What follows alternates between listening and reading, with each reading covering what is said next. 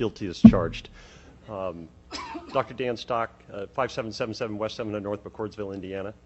To address your comment about, gee, it's hard to believe we're 18 months into this and still having a problem, and I would suggest the reason we still have a problem is because we're doing things that are not useful, and we're getting our sources of information from the Indiana State Board of Health and the CDC, who actually don't bother to read science before they do this.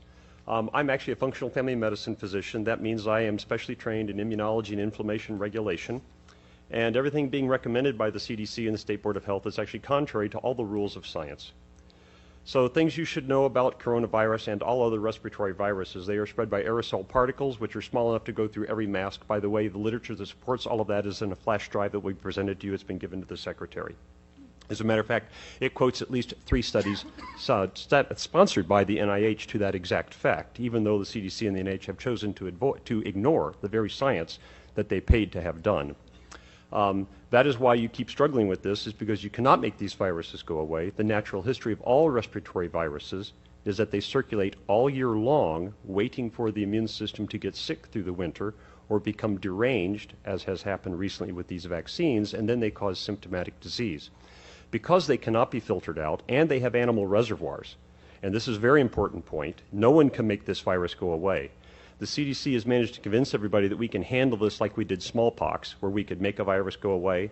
Smallpox had no animal reservoirs. The only thing it learned to infect was humans. That's why we were able to make that virus go away.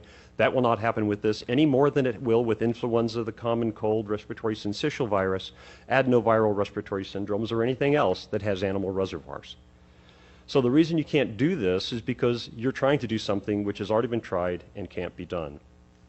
Equally important is that vaccination changes none of this, especially with this vaccine. And I would hope this board would start asking itself, before it considers taking the advice of the CDC, the NIH, and the State Board of Health, why we are doing things about this that we didn't do for the common cold, influenza, or respiratory syncytial virus.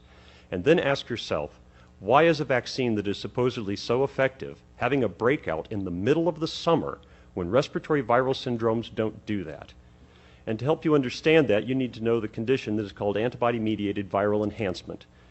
That is a condition done when vaccines work wrong, as they did in every coronavirus study done in animals on coronaviruses after the SARS outbreak, and done in respiratory syncytial virus, where a vaccine used in a vulnerable individual done the wrong way, which cannot be done right for a respiratory virus which has a very low pathogenicity rate, causes the immune system to actually fight the virus wrong and let the virus become worse than it would with native infection. And that is why you